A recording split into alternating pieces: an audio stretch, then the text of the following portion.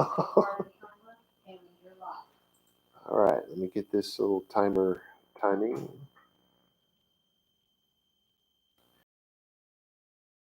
Is flexing. Those of you who saw Michael J. Fox in his movie, Back to the Future.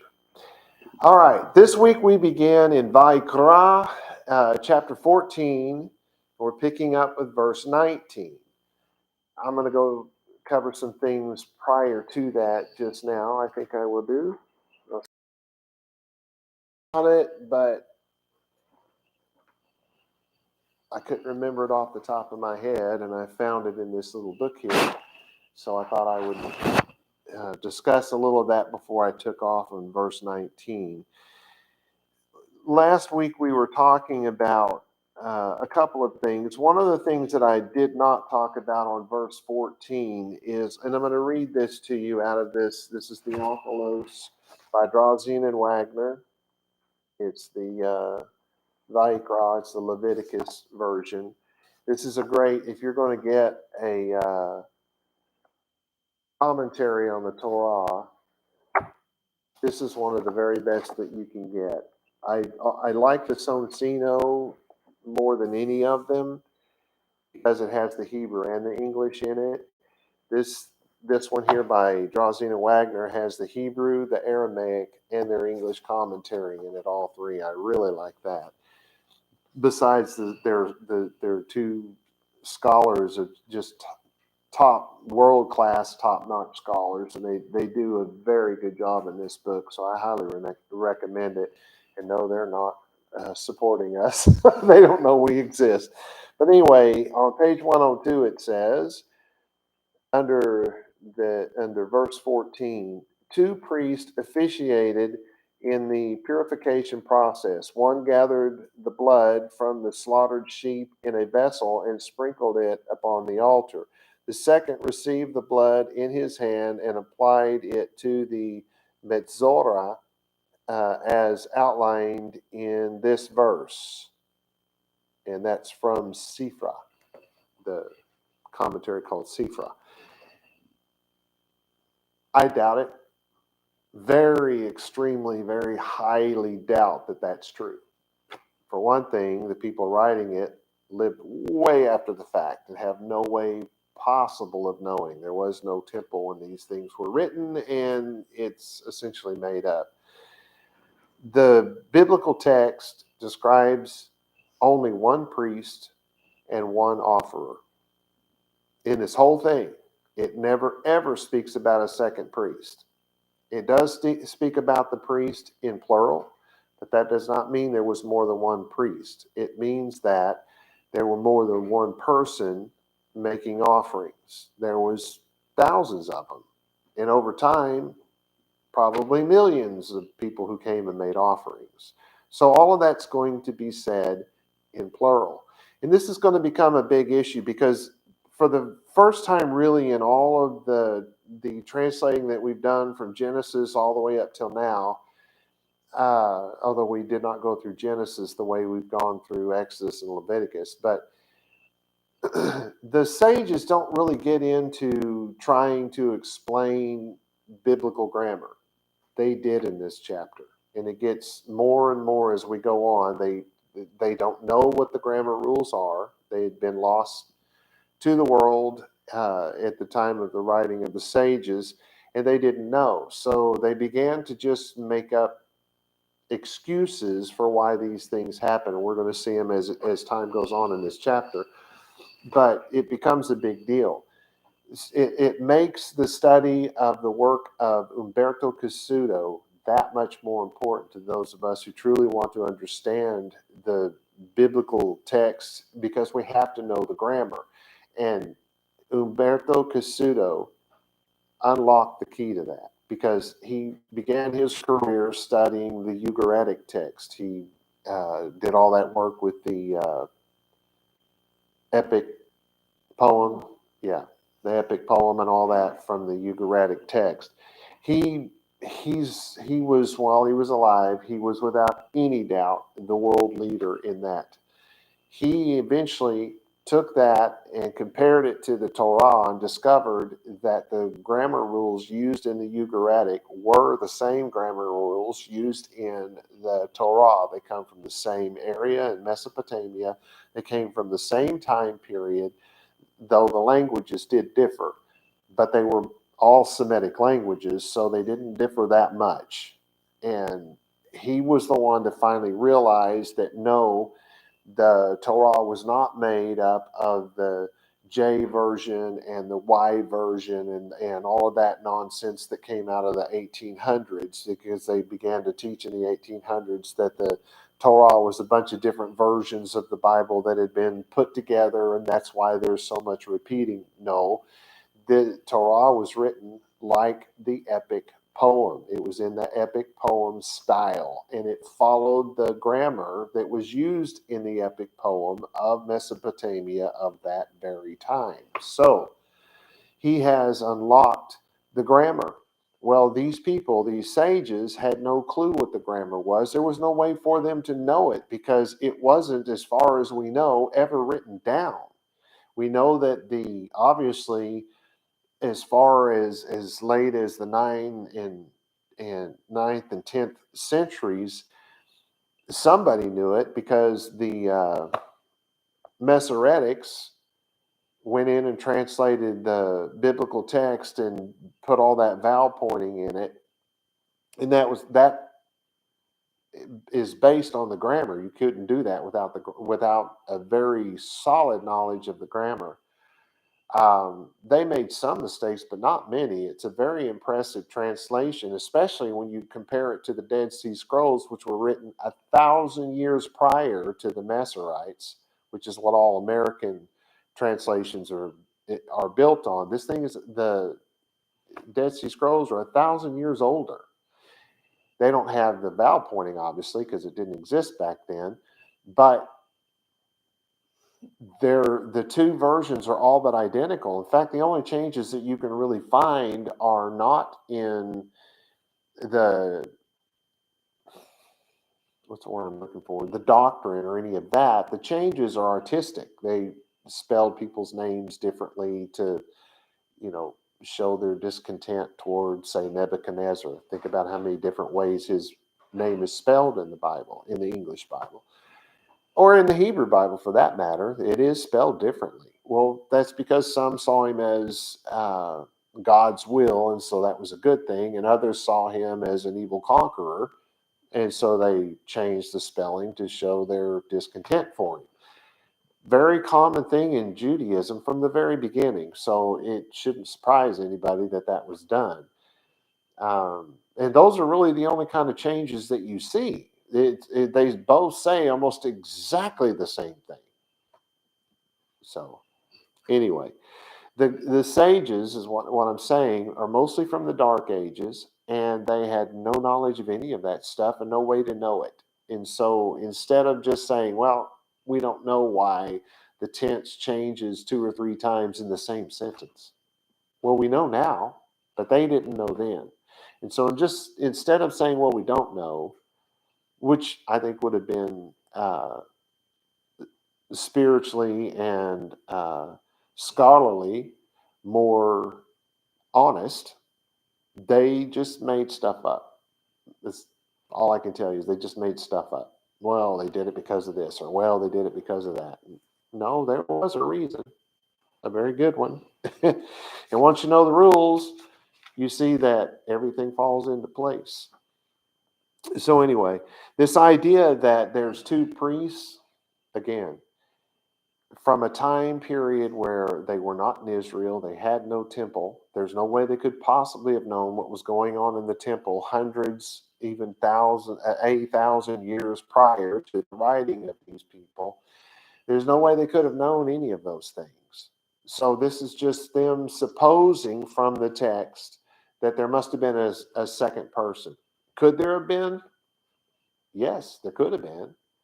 But does the text really lead us to that conclusion? I don't think so, especially in light of the work that Cassuto did in discovering the grammar. It doesn't fit. Anyway, even Ezra it says, notes that this procedure was also used in the inauguration ceremony of the priest in Exodus 29:20 for their atonement process.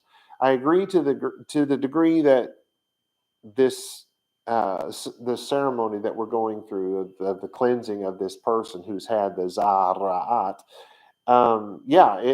it is the same to that degree. Where I disagree with even Ezra, which I don't do that often, I really like him, is that his idea of atonement. Atonement, as we know it today, and as even Ezra knew it in his time during the Dark Ages, is not the atonement of the Bible. It's the atonement of the Western world. See, we see atonement as the forgiveness of our sins and that sort of thing, because we did this bad thing and we said, Lord, please forgive me in Jesus' name, amen, and we're forgiven, right? It's thrown as far as the east and the west and all that Christianese, right? That's what we think, and oddly enough, that's what Judaism came to think. Why? Well, because guys like Rashi got most of what he taught from the Catholic Church. He did. Just look at his work and compare it to what you know about Catholicism. And if you don't know about Catholicism, maybe you ought to read some. It's an eye-opener when you read Rashi. Anyway, I don't like him because of that, because he turned what used to, a group of people who used to follow God's law and used to live according to God's law into unwitting Christians that to this day, pound on a table and tell you that they've got Judaism wrapped up. And anyway, I should get off of that. I'm probably in trouble already. So atonement was a covering, and the covering was, the priest was the covering because he was the one that performed the sacrifice. The blood wasn't the covering, the priest was. Anyway. And then I said something about this part right here, because this is even Ezra. He said that the thumb, because remember you put the blood on the thumb and the ear and the toe, the big toe, right? He said the thumb was the most important finger because it propelled action. He said the right symbolized power. So I guess they mean right hand. I guess he just didn't write down hand. I think they may be quoting him here. And then it says, and the ear reminds us to listen. Well, that's all fine and good, but it's speculation. It's not Bible. I mean, that's one of the things that I hope if you listen to me that you get. Most of what we think of as doctrine, most of what we think of as Bible isn't actually Bible. It's speculation about the Bible based on what? I don't know. Because I can't find anything to base that kind of thing on. All right, so let's see. Are we ready for 19? Looks like. Yes, looks like we are ready for 19. Now, verse 19, make sure my little mouse works here. Yeah. Verse 19 says, Ve'asa ha'kohen et ha'chatat ve'chiper al ha'mitaher mitum'ato ve'achar yishachat et ha'olah. So something very important here. Sorry, I'm trying to get my mouse to work, and it is not working. There we go. Let's look at some of the important words here. Ve'asa. You hear asa, that's the lifting up. The waters rose and lifted up the ark, because as the water got deeper and deeper, as it rose from the ground, if you will, it lifted up the ark. Asa, to lift up. But it's the idea of you lift up your hands to do labor. You lift up your body to go, walk toward whatever it is you got to do. It's the lifting up. It's to labor, to work, to manufacture, to produce by labor. It's that type of idea. Now, we've had this word a lot, so you probably recognize that.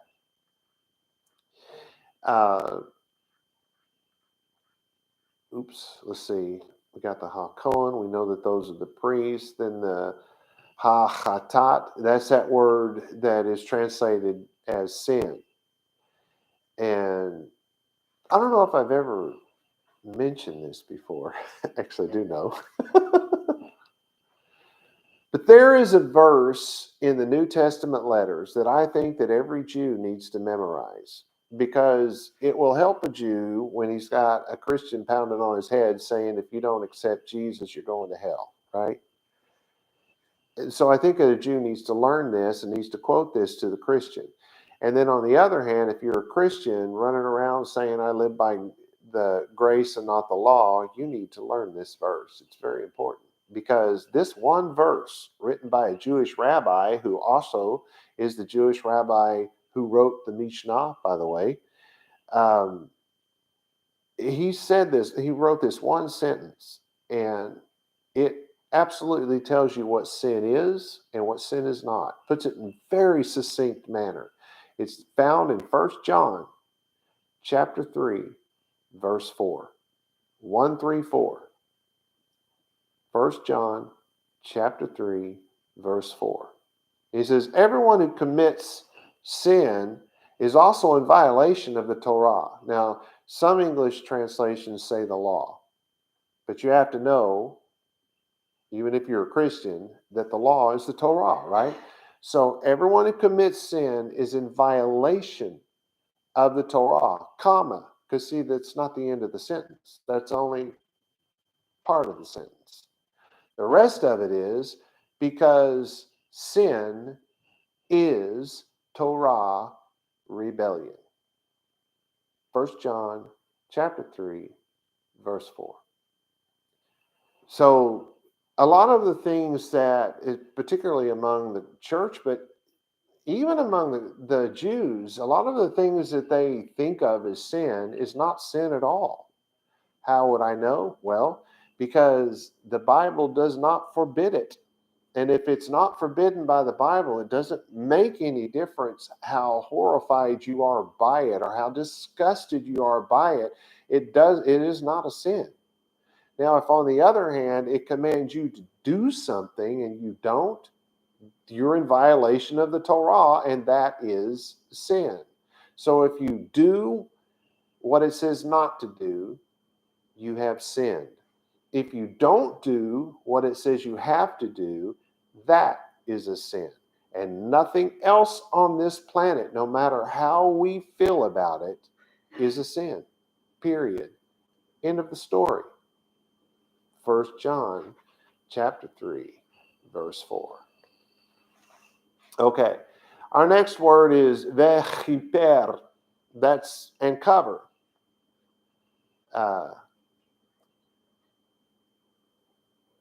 Kapar, it's kippah, somehow comes from that. That's a covering. It's a covering for my head. I've got the talit. That's a covering. My shirt's a covering. That thing with the blue sleeves there. My pants are a covering. I mean, anything that covers is a covering. The blanket on your bed, the sheet on your bed, if you lay under one of them flat sheet thingies, that's a covering. Those are all coverings. So in Judaism of old, they had tzitzit hanging from their blankets and their, I don't know if they had sheets back then. I've never read anything about them using sheets, but I know they had blankets, and they had talitot, that's tali in plural, hanging from the edges of those. They had them hanging from the edges of their talit in the first century. We don't know. We know they were there in the first century because they've been found in archaeological digs, the talit. The tzitzit, they can tell were hanging from them because the puncture is there where they had something tied around it, but the thread that they used did not, and so far has not been found in any of the archaeological digs because it just didn't hold up to it's one of those things the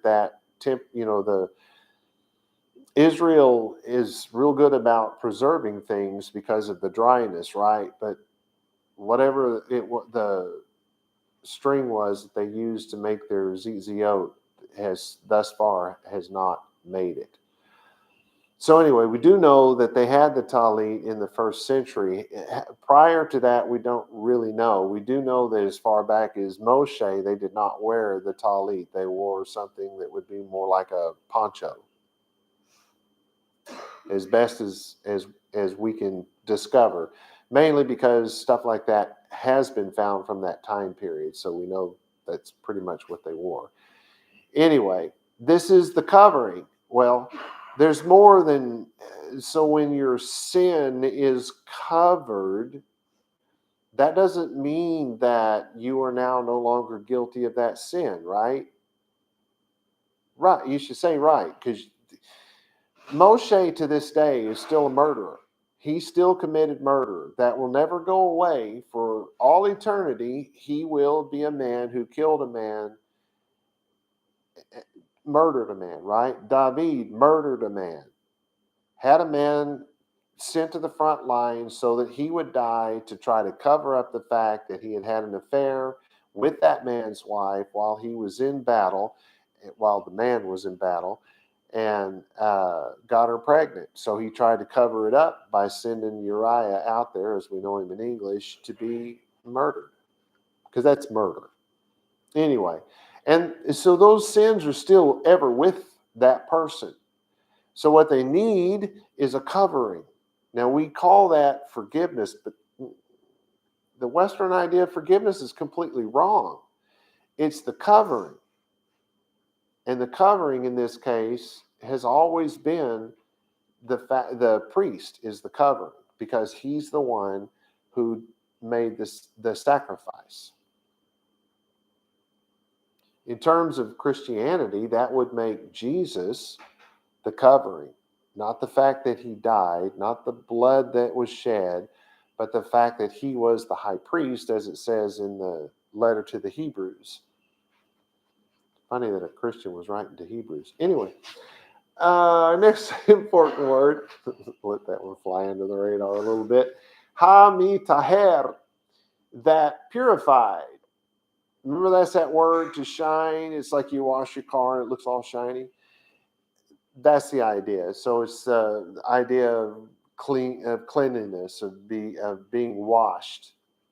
So it purifies mi tum ato, that which was unclean, right? So if you step in mud and your shoes and socks get all muddy, then you wash your shoes and you wash your socks and probably your feet, I hope, and all of those things become clean. But it was the mud that made it unclean. It was not sin. It was the mud that made it, you and your stuff, unclean, your shoes and your socks and feet and stuff. And so you wash it, you purify that which was that which made it unclean. So that's literally what they're saying here. Then be'achar, that's in after, yishachat. Now, after he purifies himself, then he is to make perform the slaughter of the animal. The animal, it says ha-olah, and I like that. Olah, no, wrong. That olah is the burnt offering. So it's you slaughter the animal, and that animal then becomes the burnt offering. What does that mean? Well, it's a barbecue, just saying. I just think people would be a lot less scared of Judaism if we use the word barbecue. Is that a word? Anyway, my translation of 19. And the priest will make, I messed up there. Let me go back and look at this word.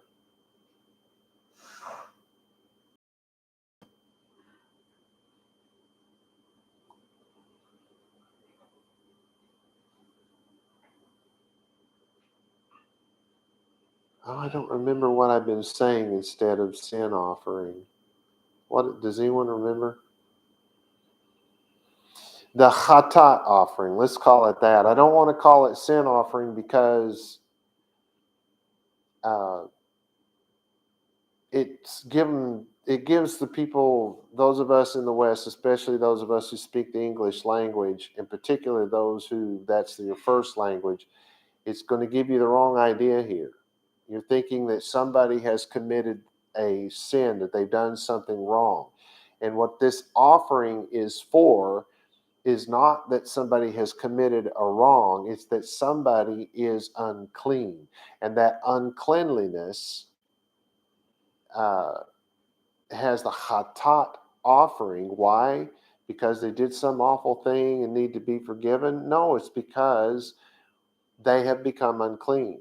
They got the zara'at, or this thing on the face, and because of that, they have to be purified. They have become unclean. And when you are unclean, you are in violation of the Torah.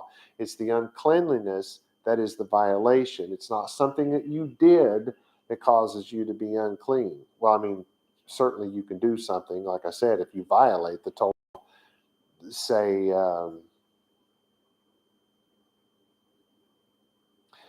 you ate pork. Let's say you did that. Well, then now you're guilty of something, right? And you're going to need you're going to need two sacrifices there because you did that on purpose. But this isn't what this one's for. This is because you're in violation of the Torah, not because you did something like eat pork. You're in violation because you're unclean. And the unclean has different divisions, because you're either unclean because you did something like eat pork and have purposely violated God's law, or maybe not even you. That could even happen inadvertently. We ate at a restaurant up here years ago. They swore to us that what we were eating was chicken, and it turned out to be pork or something like that. I don't remember the details now, but so we had committed this sin. We were unclean without even knowing it. And so there's that difference between when you don't know about it and when you do. So if you eat pork because you say, well, I'm hungry and God will understand. No, you're committing a sin. So on the other hand, if somebody fed you something that had pork in it and they swore to you that it didn't, because I think that's what the deal was, and then you finally realize that you've done this, well, then now you know you have to have this chatat sacrifice for yourself, because you are now unclean. So this is about being unclean. It's not about what you have or have not done in this case. All right, so this chatat offering, and cover over the purified one's uncleanness. And after he slaughters the burnt offering, because we're right in the middle of a sentence and they're going to give us a new one. I hate it when they do that, because by the time we finish verse 20, we won't remember verse 19. And verse 19 and 20 go together. This is just half of the verse. Anyway, so verse 20 says, Vehe'ela hakohen et ha'olah ve'et ha'mincha ha'mizbecha ve'chiper alav hakohen ve'taher. This is going to show you that what I was saying that sounded so outlandish a while ago is accurate. So we probably should start off with Vehe'elah, and make ascend. That's to go up, to be high, lifted up. I don't know why they say that. It's going from a low place to a high place. So when you put a sacrifice on the altar, the smoke and the fragrance and the vapor goes up. And that's what we're talking about. So it's going to make it ascend. The Cohen will make it ascend. In other words, the Cohen will put this on the fire, not the person. That's how we know. Then it says, the burnt olah, the burnt offering. And it says, hamincha, and the gift. You remember the gift? That's the fine flour and the oil that we would actually have to try it out to see why they would need 1.5 liters of oil. But anyway, that's the gift part, if you recall. Hamiz becha. He's going to put it on the altar. He's going to put it on the barbecue pit. I'm telling you, there's no reason why we can't call it a barbecue pit, because that's what it was. They were cooking food. Did some of it just get burnt through? Yeah, but it's not the stuff you would have eaten. Ooh. Anyway. And then it says, Vechiper alav hakohen.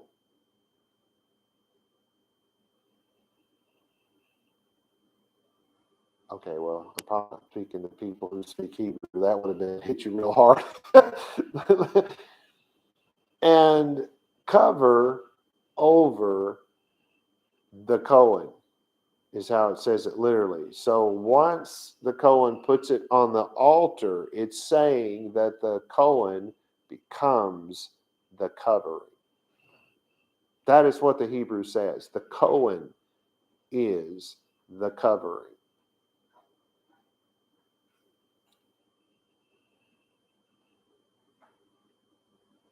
And then, of course, it says vetaher, and the guy is purified, because the purification process ends with the giving of the offering.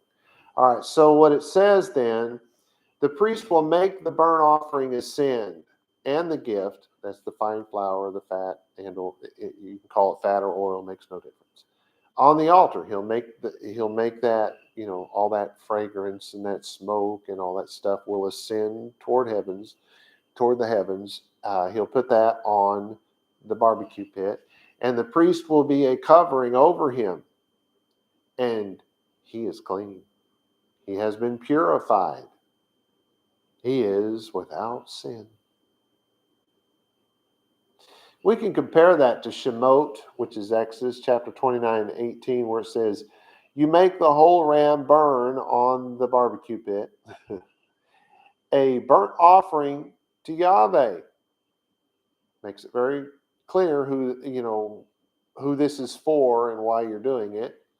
Then they use scent smoothing, which is a Hebrew idiom that means the pleasure in knowing his children are covered. When it talks about a soothing smell or a soothing scent to God, what they're saying, because this is a Hebrew idiom, what they're saying is the reason why it's soothing, that the smell of this stuff that's rising up into the air, why that scent is so soothing to God, is not because he's all angry and now that he sees that sacrifice has been made, he has been appeased. No, that's for the idol worshipers. That doesn't have anything to do with the Jewish God, or the God of the Jews. Let's put it that way. It means that once that comes up, God knows right there and then that his child has a covering. And if his child has a covering, then his child is now pure enough to be in his presence. And God finds that soothing.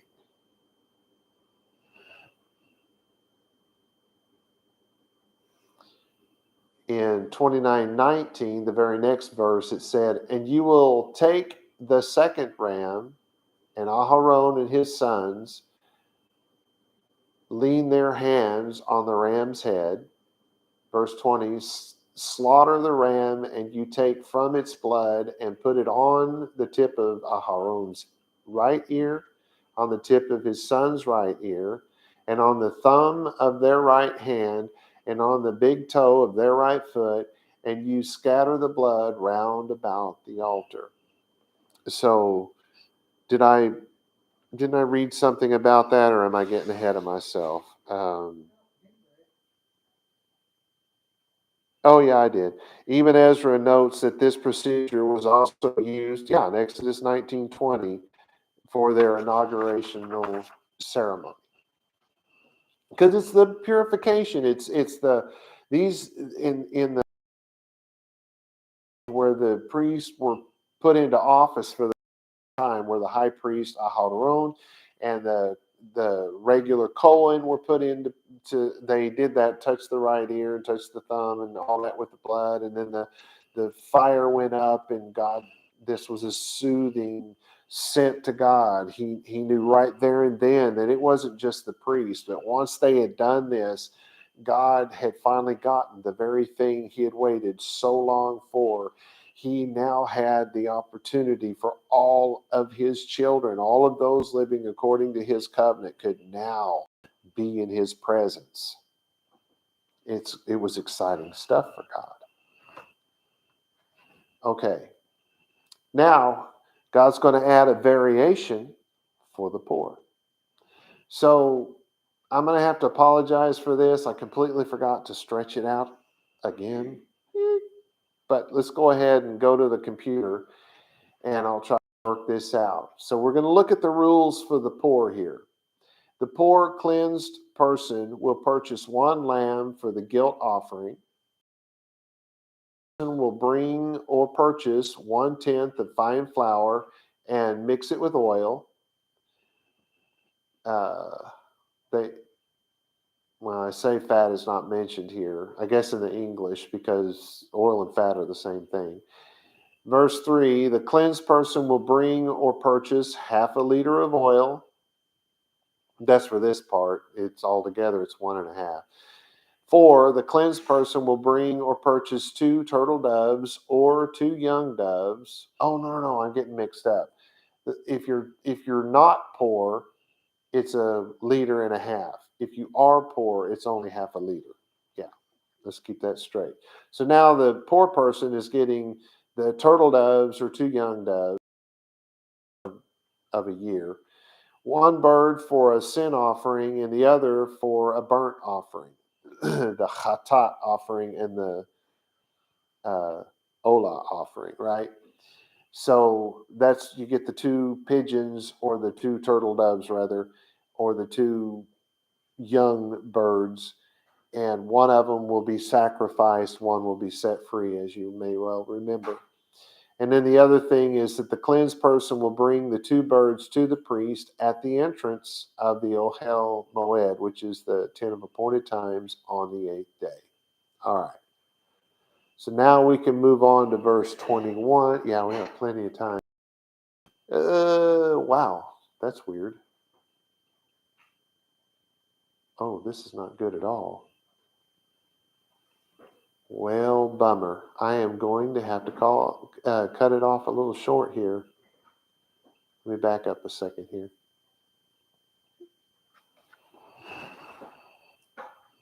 I do not have the right file, I think. Let me look at this real quick. Verse 20, the one that we just went over, this book, The Onkelos, by Drazen Wagner, says, the meal offering is totally consumed on the fire, unlike the meal offering brought independent of animal offerings. Rashi said that.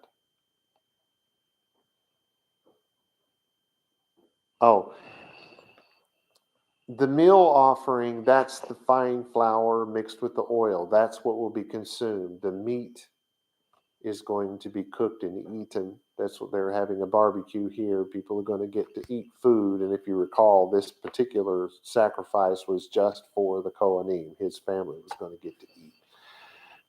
So you got to keep that in mind. But when they talk about something as being consumed entirely on the altar, well, why would you mix a fistful of flour in oil and cook it and eat it?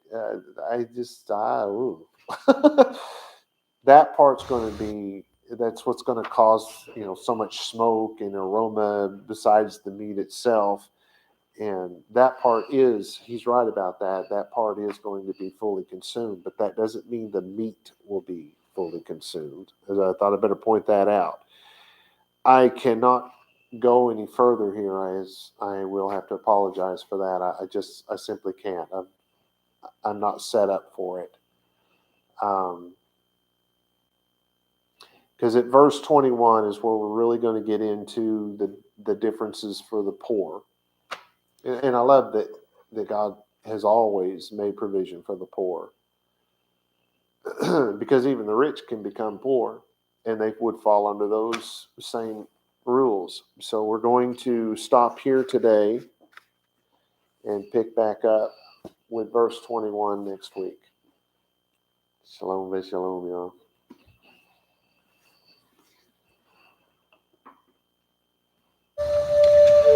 The blessing, Be'ivrit. Yevarecha Yahweh v'yish merecha. Ya'er Yahweh panai v'lecha v'hunecha. Yisa Yahweh panai v'lecha v'yasim lecha shalom. And in English, may Yahweh cause you to lie down so that you may rest. May he touch and caress you. May he prepare you for what is ahead. May he watch over you. May he keep you from harm. May he cause goodness to grow in you and take away the bad. May he arrange your life and cause you to flourish. May he cheer you up and gladden your heart. May he cause his light to shine through you. May he show you tenderness, favor, and love in his presence. May he show you kindness and be delicate towards you. May he show you his generosity, mercy, compassion, and desire for you as it comes forth from the depths of his soul. May he lift you out of your pit and deliver you from the things that hold you prisoner. May he draw you to his chest and cast his eyes on yours. May he show you his love and desire for you as he cradles you in his arms. May he bear your punishment and pardon you of your sin. May he take you for his bride. May he establish a foundation in you. May he place his name on your heart and mind and make your body his temple. May you be his treasure. May you always be on his mind. May he draw you near and comfort you when you are afraid. May he assure you there is nothing to fear because he is with you. May you and all that concerns you be at peace because he is your friend. Amen.